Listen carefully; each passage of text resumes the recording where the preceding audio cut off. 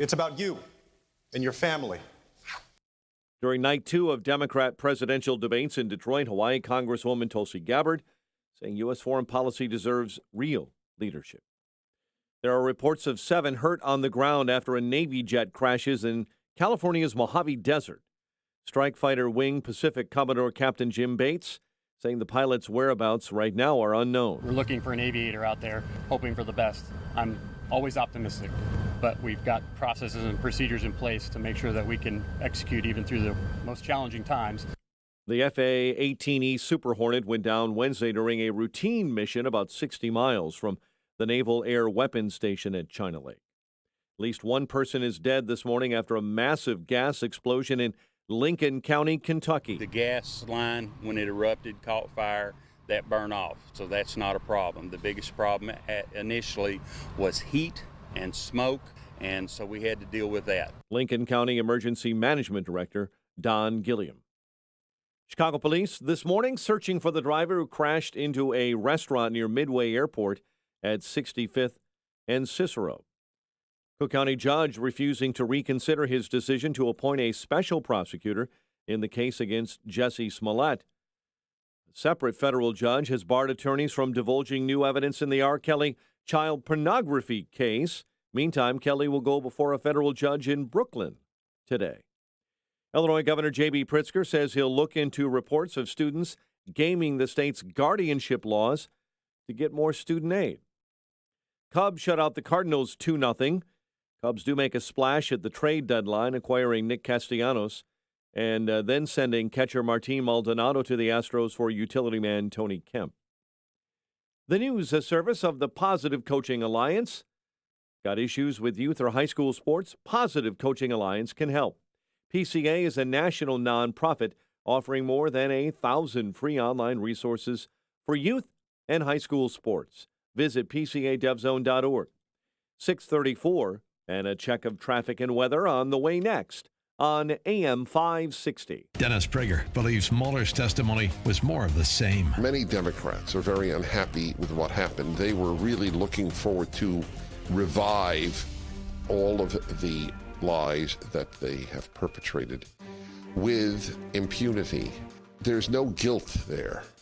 We've preoccupied the country with a collusion that never colluded. The Dennis Prager Show. Weekdays at 11, right before Sean Hannity at 2 on AM 560. The Answer. Is your old AC a clunker? Does it clunk, leak, or make weird noises? Could be it's on its way out. Luckily, the highly trained techs at your local 1 Hour Heating and Air Conditioning will replace your AC with new top-tier equipment. And isn't that what you want to hear? Right now, get big savings on a complete cooling system. Call 855-1-HOUR. Your comfort is just a call away. Call 1-HOUR. Terms and conditions may apply. Call for details. Independently owned and operated. Licensed in the respective state or county. Baseball season is in full swing. It's a good thing Matt secured his denture with Super Poly Grip. Now he can enjoy the snacks as much as the game. Poly Grip. Hey, how are you? So great to see you. It's that time of year when the family meets up. Hi, come on. Get together, guys. Family photo. It's a good thing Jack cleans his denture with Polydent so he can enjoy the whole day with confidence. Polydent. Balance of Nature. Changing the world, one life at a time. I'm 68. I have some arthritis.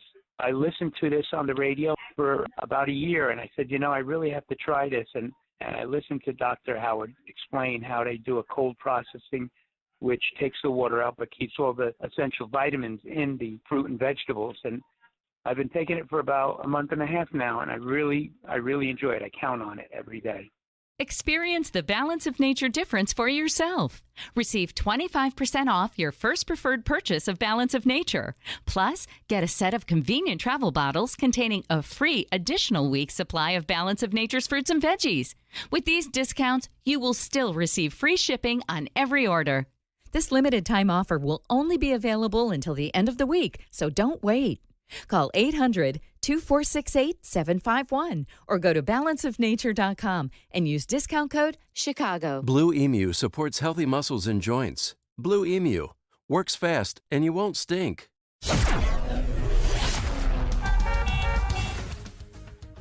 6:36 AM 560 traffic center time. Here's Jim Talamonte. In Lamont, Archer Avenue is closed right now between 127th and 131st due to a major head-on collision.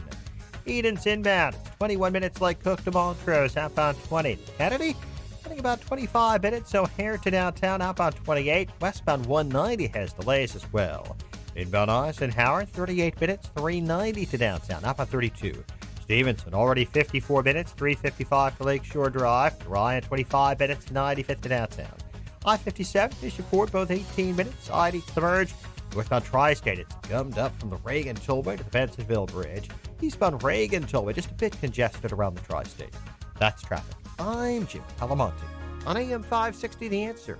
Chicago's Morning Answer continues next. Your official Chicagoland weather forecast. In our 1-hour heating and air conditioning weather center, we're seeing sunny and beautiful conditions. High 81, clear and 62 overnight, 59 at O'Hare. Next news at 7. Chicago's Morning Answer with Dan and Amy continues next on AM 560, The Answer. Experience the many restaurants of Seven Bridges on the evening of August 8th at the Golf Club in Woodridge, Illinois. Aside from great tastings and treats, Sample Seven Bridges will have prize drawings and DJ entertainment throughout the evening. Visit chambers630.com to register.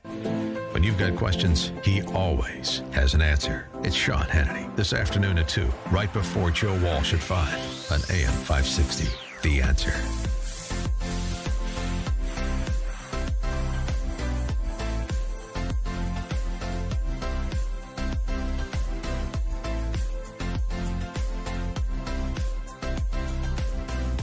Top of the morning, Dan and Amy. Last night's debate. Anybody improve their position more than Joe Biden, even though he's the putative front runner? Of course, the question was whether he was going to continue to recede back to the field, or if he was going to sort of reestablish himself as the front runner. I think he more closely did the latter than the former. I think he stabilized himself a bit.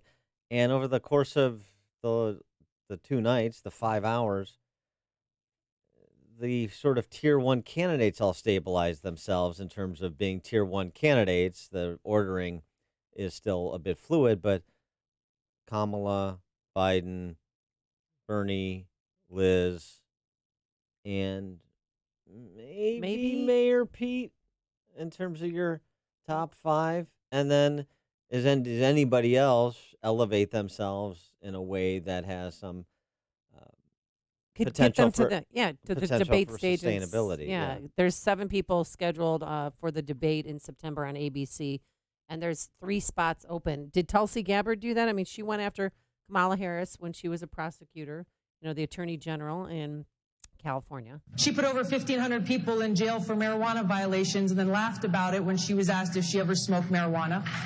And she fought to keep cash bail system in place that impacts poor people in the worst kind of way.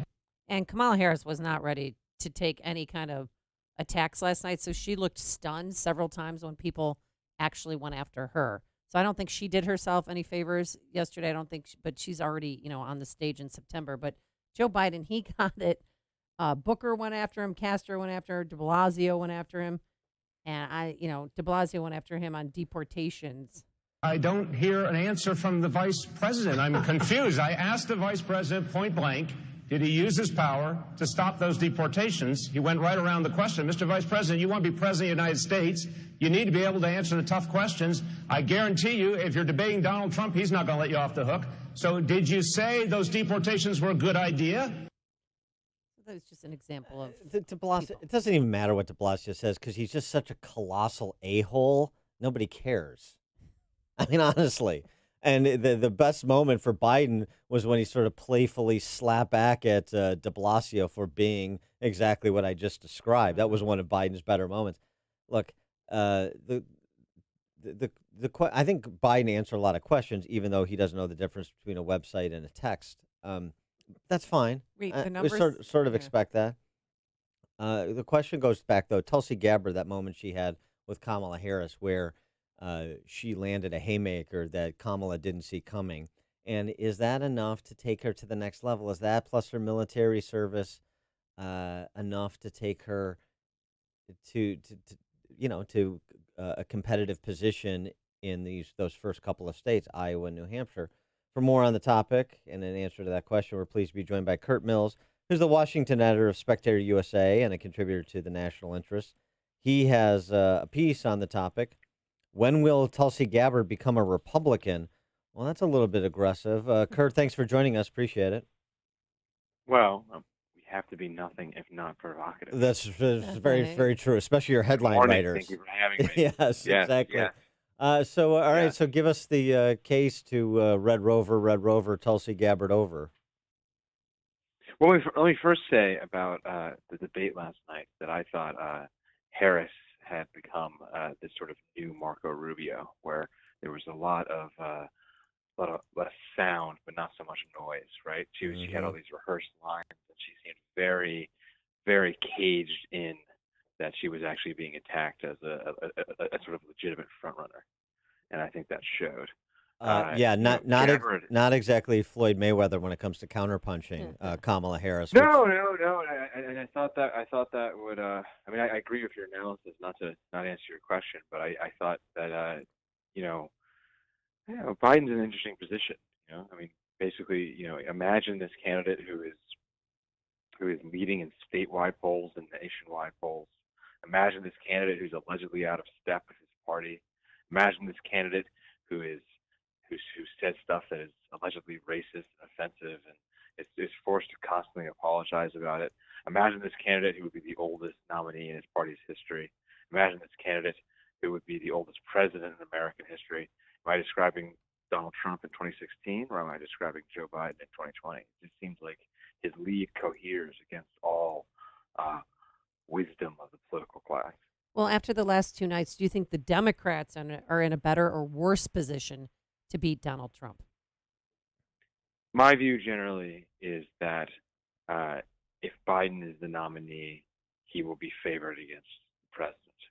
But the Democrats seem intent on savaging their most viable nominee. I have nothing to say positively about Biden one way or the other. My pure analysis is that Biden is moderate, established, famous, and he would basically present himself as a reasonable steward of a good economy, kind of stop the noise with Trump, et cetera, et cetera. But their debate structure, 25 candidates, seems to want to take Joe down. That all being said, 25 candidates is not a good way to beat one candidate, right? His opposition is unbelievably divided and not terribly impressive. Yeah, especially that latter point, and I got to say something on Joe Biden, the moderate. He's only I guess appears moderate in the context of being surrounded by Leninists on stage. The Joe Biden that's been in the Senate for 40 years and was Obama's vice president is not a moderate whatsoever, and he's really trying to, as best he can, brandish his leftist credentials while trying to stop just short of going into Comrade Bernie La La Land, where he knows he won't be able to come back in a general. Yeah, so I've written about this as well. You're right. I think there's no question that if Biden were the president, he would preside over one of the most leftward administrations in history. But his shtick, his sales pitch, very much the Joe Biden of 30, 20 years ago, right? Like sort of, come on, guys. Malarkey. Remember he used that, brought that middle word class back. show. Just get this together. And in a lot of ways, the reason I think he's such a viable candidate against Trump is that he's very in tune to the kind of people who made the president, right? The sort of white middle class, working class voters in the middle of the country, right? I mean, it's easy to forget, but the president is the president because of 100,000 people in 4 states. Biden just goes, hey, you all know me, it's Joe, et cetera, and he said I think he would be a fairly lethal weapon to Trojan horse a whole set of ideas. But doesn't Biden have a problem, and the Democrats have a problem with Biden as the nominee, and that he Sure. doesn't bring. He's really old. Well, but and I guess that's part of the question. Yeah. He doesn't bring the base, and these are base plus elections now. If you don't bring your base, you can't get home. That is the argument, right? The argument that he's somehow kind of like a Democratic Mitt Romney or something like that, right? Yeah, like right. The people will just stay home. I will say, in his favor, is the base of the Democratic Party is a little bit more schizoid than the Republicans. I mean, you're talking about this candidate. He's got 50+% support of the black vote, right? And if that's not the base of the Democratic Party, I don't know what is. But he has so that he because might of not. Obama, right? It doesn't matter. He has it. Yeah. I mean, whether or not it's earned or fair or smoke and mirrors, he's got it. I mean, like basically, like this is the ghost ship campaign, right? He needs to show up. He needs no. I know. I mean, I'm That's perfect. I'm sure. Maybe I'm sorry. I'm too cynical. Too early in the morning, but it's he needs to show up. He needs to not get beat by one person in particular. He needs to not say he's not a socialist. He needs to say he's not a socialist also at the same time, right? But he needs to basically you're talking about someone who's 10, 15 points in the polls. So as long as he his Botox isn't too hideous and he's not stammering over himself ridiculously. Yeah. This is his race to lose. I mean, if I'm just purely analyzing it for him, and I think he kind of knows that. And the question is, is he kind of all there? I will say the difference between him and the president, who are both maligned as old, is that he doesn't quite seem to have. I'm not trying to say that he's low energy or anything, but I mean, just look at his campaign schedule. It's not Donald Trump, when he was early 70s, would wake up at 4 a.m. in Manhattan, fly to Iowa, press the flesh, do interviews, call into every show, talk to 20 people by 8 a.m. He would do that until midnight, fly back, and do it all again. You don't see that with Biden's schedule. Now, the question is, does he need to do that? Well, maybe not quite, but go ahead. Yeah, but it points up something else, and there were moments.